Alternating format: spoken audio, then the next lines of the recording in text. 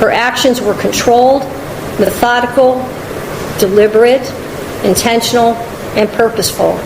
This was not reckless driving.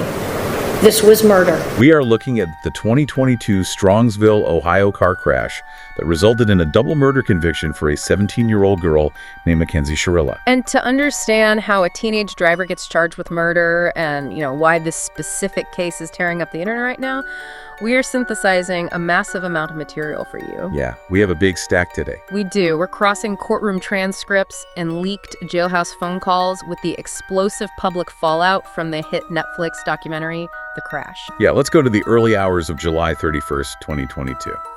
17-year-old Mackenzie Shirilla is driving her Toyota Camry. Her boyfriend, 20-year-old Dominic Russo, and their 19-year-old friend Davion Flanagan are passengers. And Mackenzie's car slams into a brick commercial building at 100 miles per hour. Dominic and Davion are killed instantly. Mackenzie somehow miraculously survives. It was just the kind of horrific, unrecognizable scene that first responders dread. And in the immediate aftermath, the defense, so Mackenzie and her family, claimed this was a profoundly tragic accident. You said it was medical, right? Yes. They stated she suffered a medical episode, specifically pointing to POTS. Okay, for those who don't know, what is POTS exactly? It stands for postural orthostatic tachycardia syndrome. It's a condition affecting blood flow that can cause severe dizziness and fainting. They claimed she blacked out at the wheel and had absolutely zero memory of the crash. Which, in a lot of jurisdictions, even if you were speeding, a fatal crash involving a medical emergency or simple negligence might result in a vehicular manslaughter or a traffic homicide charge. Usually, yes. But the authorities here made a massive leap. They charged her with aggravated murder. And for you listening who might not know the legal threshold there, going for aggravated murder means the prosecution has to prove mens rea. They have to prove intent. Exactly. They have to prove she used that car as a weapon on purpose. That is the pivotal distinction. And to prove intent, the prosecution relied really heavily on the event data recorder. Basically, the car's black box. The digital memory we talked about. Exactly. The computer data showed that the accelerator was pressed 100% to the floor for the final 5 seconds before impact. 5 seconds. That is an eternity in a speeding car. It really is. And during those 5 full seconds, the data showed absolutely no attempt to apply the brakes, no lifting of the foot off the gas at all. See, that strips away all the ambiguity. An airplane's flight data recorder does the exact same thing. It doesn't care if you were scared or if you blacked out. It tells the investigators exactly what the machine was told to do by the human operating it. Yes, but a heavy foot on a gas pedal wasn't the only thing the prosecution had to prove intent. They also introduced cell phone GPS data. Oh, right, the route. Yeah, showing Mackenzie drove this obscure, really out-of-the-way route through an industrial parkway to get to that specific brick building.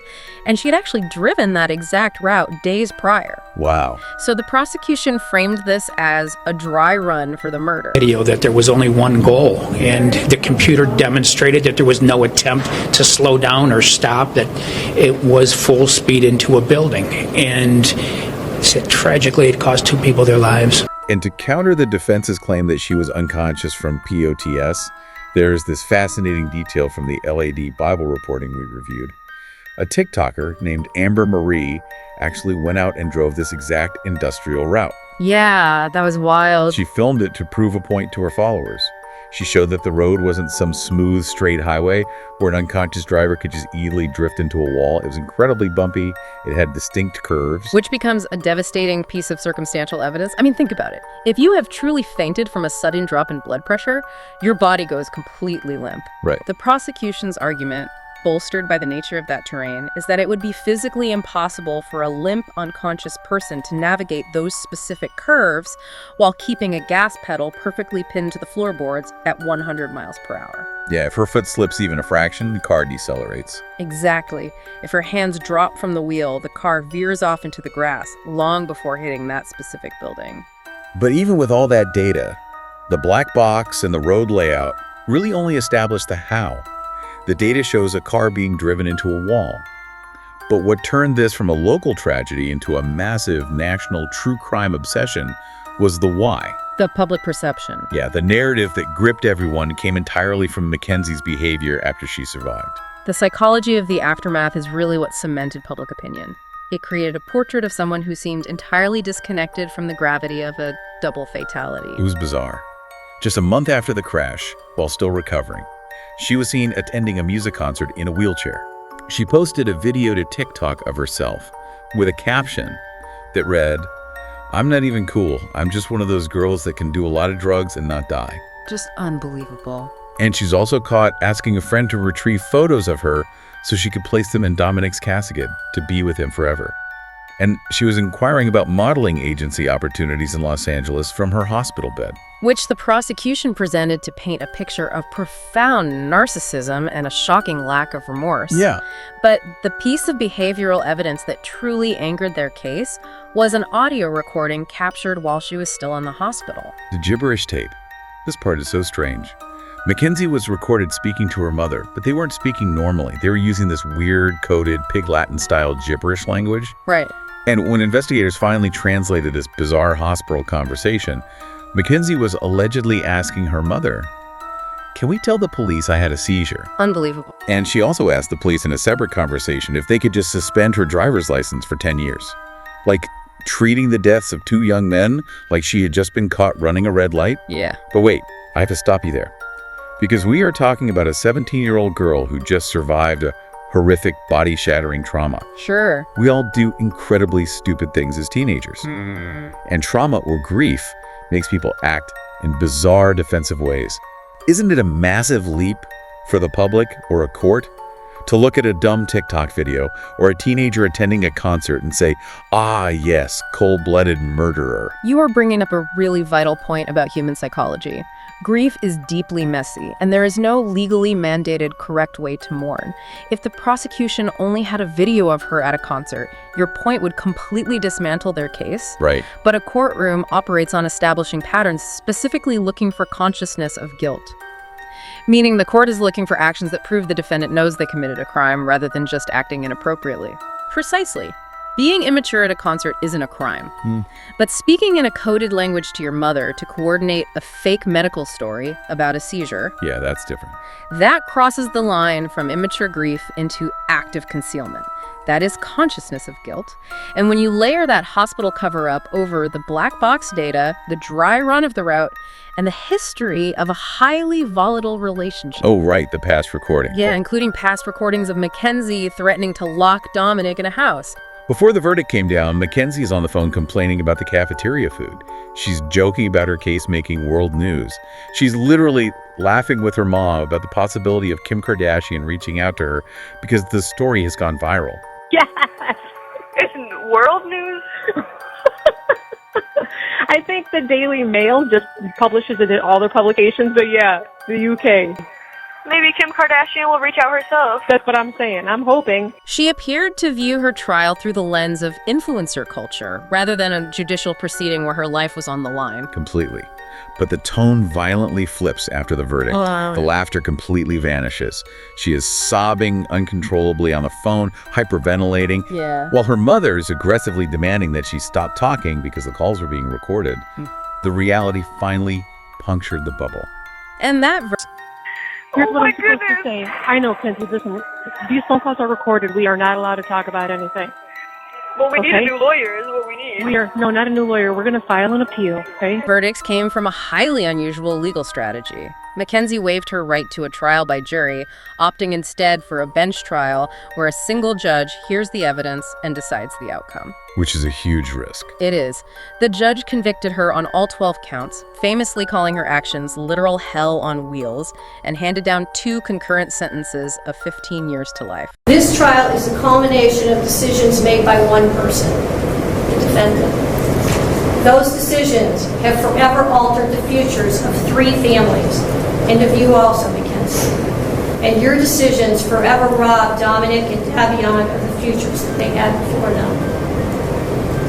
If there is one thing that can be taken away from this case, as painful as it is this. Every decision we make is important. Every action we make is important.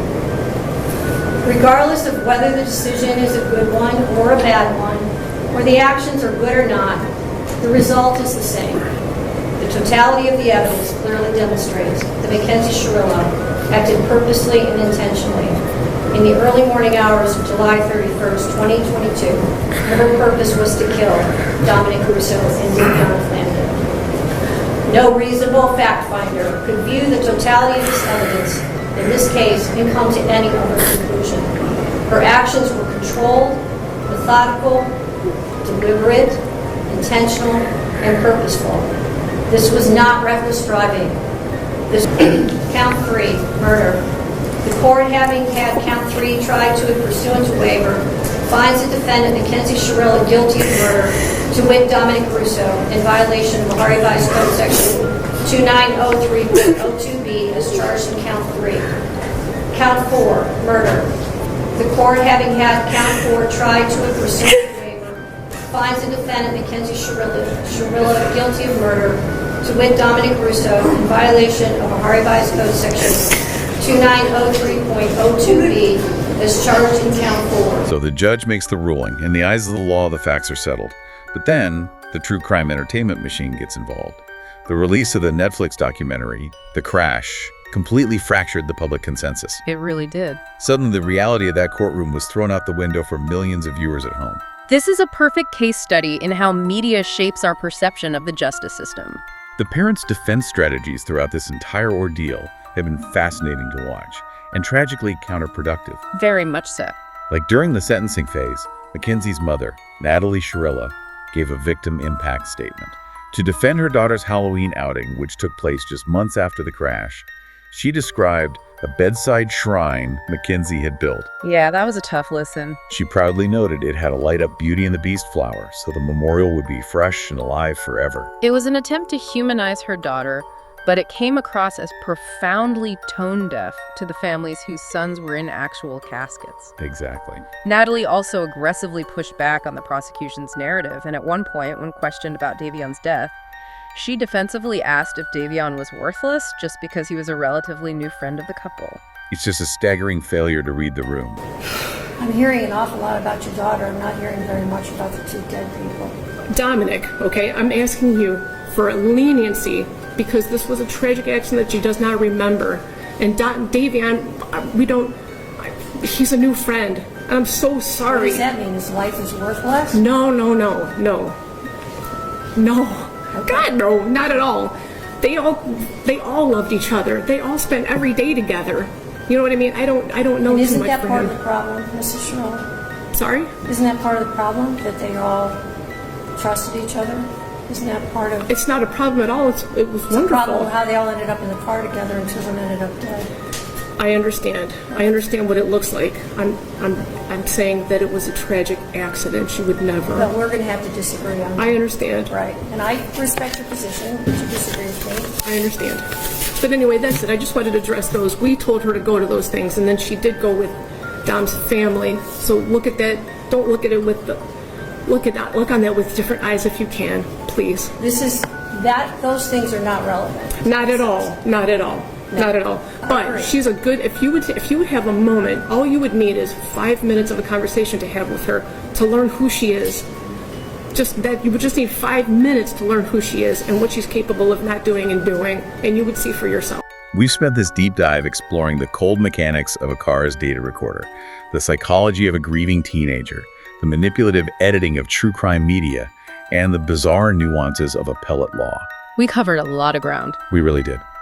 But as we wrap up, we have to bring this back to the permanent, unalterable reality left in the wake of that 100-mile-per-hour impact. It is very easy for the public to get lost in the legal mechanics and the viral TikTok debates. But at the absolute center of this media circus are two young men who had their entire lives erased, and two families whose worlds were permanently shattered. The victim impact statements delivered at the sentencing cut through all the digital noise. Yeah. Davion's mother stood in that courtroom and stated clearly that her son was more than cargo. That phrase sticks with you. It really does. He was a bright young man with a future, caught in the wrong car at the wrong time. And Dominic's mother shared a horrifying memory from the hospital on the day of the crash. Yeah. She recalled calling Mackenzie's mom, desperate for any information about her son's condition. His undeniable memory of the gas pedal pressed firmly to the floor stood in stark contrast to the defense of a sudden medical episode. Yes. Mackenzie's highly scrutinized post-crash behavior, from the hospital cover-ups to the social media posts, provided the necessary context of intent that a judge needed to rule it was murder. And now, an ongoing legal battle for freedom hangs precariously on a missed leap year deadline. As the law stands today, Mackenzie Shirilla will not be eligible for parole until 2037, when she is in her mid-30s. It is a tragedy that continues to ripple outward, fracturing a community and turning a localized heartbreak into a national spectacle. Which leaves us with this final thought for you to ponder as you log off today.